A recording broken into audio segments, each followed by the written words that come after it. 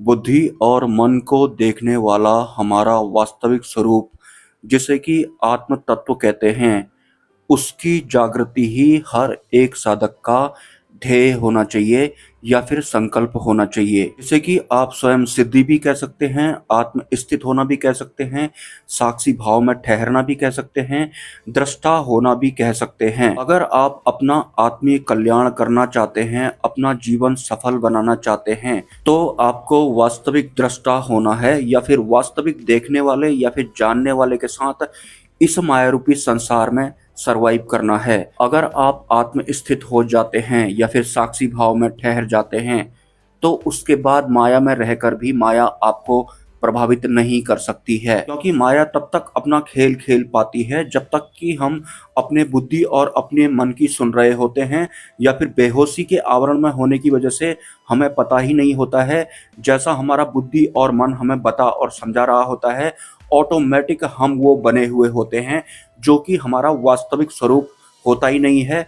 और जिसे हम मैं हूँ बोलते हैं, वो हमारा अहंकार होता है। और इस मैं को क्रिएट करने में बुद्धि और मन का महत्वपूर्ण योगदान होता है। तो अगर आप एक साधक हैं, तो आपको कंफ्यूज नहीं होना है कि मैं चक्रों की साधना करूं, या फिर मैं कोई योगा करूं, या फिर मैं कोई अन्य टेक्निक करूं, मैं क्या करूं, मुझे करना क्या है। जो लोग इस तरह के सवाल करते हैं, आपको कुछ नहीं करना है, आपको आत्म स्थित होना है।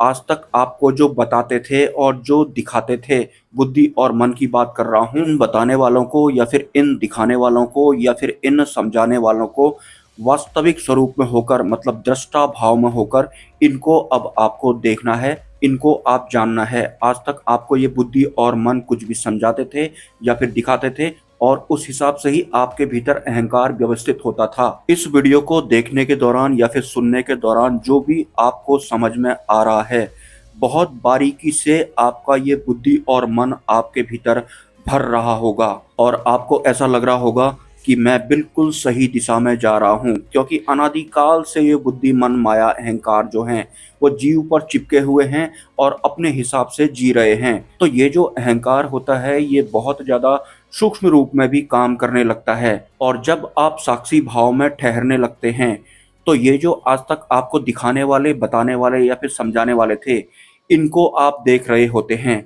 अगर आप बुद्धि मन माया अहंकार को देख रहे होंगे, तो सिंपली ये किस हिसाब से काम करते हैं, कैसे हमको समझाते हैं, क्या फीलिंग होती है, क्या वो प्रोसेस होता है, किस हिसाब से मैं अपनी सत्ता चलाता है, मतलब अहंकार या फिर माया इनका इस्तेमाल करके अपने आप को किस तरह से पोषित कर रहे होते हैं, ये आपको साफ साफ पता लगने लगता है। और दृष्टा बनने के लिए, या फिर आत्म स्थित होने के लिए, या फिर साक्षी भाव में ठहरने के लिए, या फिर अपनी अंतरिम जागृति करने के लिए, या फिर वास्तविक अध्यात्म के वे में अपनी शुरुआत करने के लिए, आपको जो उच्च स्तरीय संत होते हैं या फिर जो भगवान नीलकंठ वाणी जी हैं, उनकी जीवन यात्रा को आपको सुनना है, समझना है, देखना है। और इस भाव के साथ आपको देखना या फिर समझना है कि ये मेरी खुद की यात्रा है।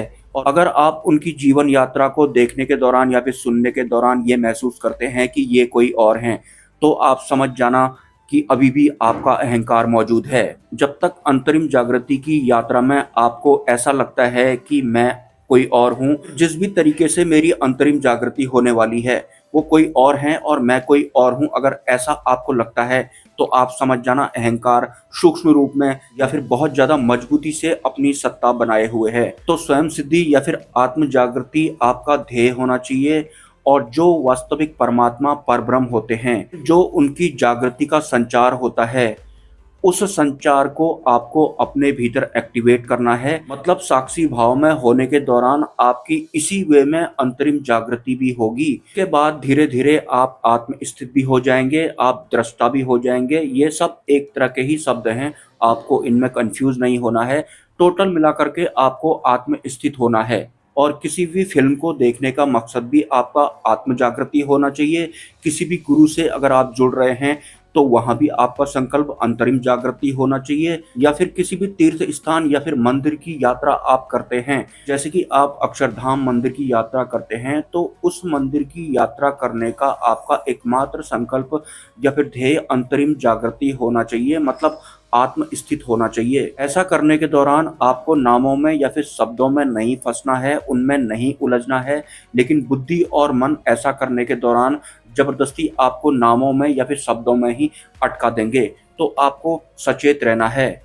जैसे कभी अगर आप अक्षरधाम मंदिर की यात्रा करते हैं, वहां पर जाकर आप भगवान नीलकंठ महाराज को जल अभिषेक करना चाहते हैं, लेकिन ये सब करने के दौरान आपके बुद्धि मन भी एक्टिव होंगे, वो भी आपको अपने हिसाब से या फिर बिना मतलब के ही आपको विषयों में उलझाएंगे। आपको अपने ध्येय में बने रहना है कि मुझे वास्तविक परमात्मा का जो संचार होता है या फिर जो सिद्ध पुरुषों की या फिर अंतिम गुरु की जो जागृति होती है, जो जागृति वाला संचार होता है, आपको उसमें रहते रहते या फिर उसमें होते होते जल अभिषेक भी करना है। और जल अभिषेक करने के दौरान आपकी जो इच्छाएं हैं या फिर जो मनोकामनाएं हैं, आपको मन को परमिशन देनी है, थोड़ी बहुत परमिशन देनी है कि जो मेरी मन में इच्छाएं हैं, जिस भी तरह की प्रॉब्लम्स वगैरह आपके जीवन में चल रही हैं, वो मनोकामनाएं पूरी हो जाएं या फिर वो प्रॉब्लम खत्म हो जाएं, को दृष्टा बनकर मन को वहां पर भी परमिशन दे करके अपना काम आगे बढ़ाना है। मतलब जब तक बुद्धि और मन बिल्कुल अलग अलग आपको नहीं दिख जाते, भले ही आप बीच बाजार में चल रहे हों,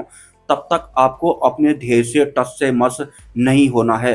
बार बार आपको अपने आप को जागरूक करते रहना है। तो टोटल मिलाकर के आपको अध्यात्म के नाम पर जो बहुत तरह के शब्द होते हैं या फिर जो टेक्निक्स होती हैं, उनमें नहीं फंसना है, उनमें नहीं उलझना है। एक शब्द याद रखना है, साक्षी भाव में ठहरना है, आत्म स्थित होना है, जो कि एक जागृति होती है।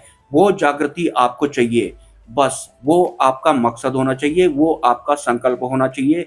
चक्र वगैरह में आपको नहीं फंसना है, ये सब बाद में होता रहता है और बिल्कुल सही दिशा में होता है। और आज तक जो आपको दिखाते थे या फिर समझाते थे, बुद्धि और मन की बात कर रहा हूँ, इनको देखने वाला आपको बनना है या फिर उस देखने वाले को आपको जागृत करना है। उसे ही वास्तविक आत्म जागृति कहते हैं और वहीं से हमारे वास्तविक मुक्ति या फिर मोक्ष का मार्ग भी प्रशस्त हो जाता है। और जब आप साक्षी भाव में ठहरने लगते हैं, तो उसके बाद ऑटोमेटिक आपको बिल्कुल अलग ही व्यवस्था के तहत बहुत कुछ समझ में आता है, बहुत सारे जवाब आपको अपने आप ही मिलने लगते हैं। बुद्धि और मन की उसके बाद उतनी ज्यादा नहीं चलती है, मतलब आप तो इन्हें वैसे ही देख रहे होते हैं, तो भले ही ये अपने हिसाब का मतलब आपको बताते जाएंगे, लेकिन आप इनको तवज्जो नहीं देते हैं। टोटल मिलाकर के अक्षरधाम का दृष्टा अगर आप बन जाते हैं, तो फिर ठगनी माया आपको ठग नहीं पाती है, या फिर मैं ये कहूँ कि ठगने वाली माया को आप खुद ठग देते हैं, इस काबिल आप हो जाते हैं। मतलब माया प्रभावी नहीं होती है। जो शुद्ध साक्षी भाव होता है, वो कुछ ऐसा होता है कि आपके पास माया वाला धन अगर आता है, तो माया प्रभावी नहीं रहती है। लेकिन एक आम इंसान जो बुद्धि मन के अधीन होता है, माया के अधीन होता है, अगर माया वाला धन उसके पास आता है, तो साथ साथ में माया भी प्रभावी रहती है। लेकिन जो अंतिम गुरु के शिष्य होते हैं, माया वाला धन अगर उनके पास आता भी है, तो माया प्रभावी नहीं होती है। मतलब माया में रहकर भी माया प्रभावित ना करे, उसे ही साक्षी भाव कहते हैं। वही हमारे जो अंतिम गुरु होते हैं, उनसे हमको मिलता है। उनकी जो जागृति होती है, उसका ही आपको मनन करना पड़ता है, चिंतन करना पड़ता है। भले ही आप अक्षरधाम जा रहे हैं या फिर आप बुद्धगया जा रहे हैं। और अक्षरधाम मंदिर में मैंने एक चीज और नोटिस की, बाकी जितने भी तीर्थ स्थान होते हैं, वहां पर अगर कोई पशु को दिखाया गया होता है, तो ज्यादातर शेर को दिखाया गया होता है और शेर के पीछे कुत्ते चल रहे होते हैं या फिर गीदड़ भौंक रहे होते हैं। लेकिन अक्षरधाम मंदिर में शेर नहीं है, अक्षरधाम मंदिर में हाथी को दिखाया गया है और हाथी के पीछे कुत्ते भौंक रहे हैं, गीदड़ भौंक रहे हैं या फिर बाघ भौंक रहा है। लेकिन जो हाथी है उसे कोई फर्क नहीं पड़ रहा है, वो बिल्कुल मस्तमौल आगे को बढ़ रहा है। लेकिन अक्षरधाम मंदिर में हाथी के पीछे कुत्ते, गीदड़ और बाघ का भौंकना या फिर उनका दहाड़ना, किसी अन्य तीर्थ स्थल में बाघ का चलना और उसके पीछे कुत्ते का भौंकना या फिर गीदड़ का भौंकना, इसमें बहुत बड़ा फर्क है। क्योंकि आपको पता है जो हाथी होता है वो शुद्ध शाकाहारी होता है, तो शुद्ध शाकाहारी के पीछे कुत्ते भौंक रहे हैं, बाघ भौंक रहे हैं, गीदड़ भौंक रहे हैं, जो कि मांसाहारी होते हैं, तामसिक होते हैं या फिर राजसिक होते हैं। वास्तविक अध्यात्म के साथ सात्विक अध्यात्म को भी वहां पर दर्शाया गया है। वरना हाथी की जगह पर कोई बड़ा सा शेर भी दिखाया जा सकता था, क्योंकि शेर मांसाहारी होता है।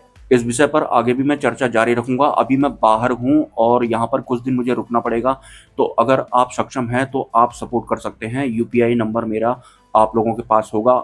मिलते हैं किसी नेक्स्ट वीडियो में। नमस्कार।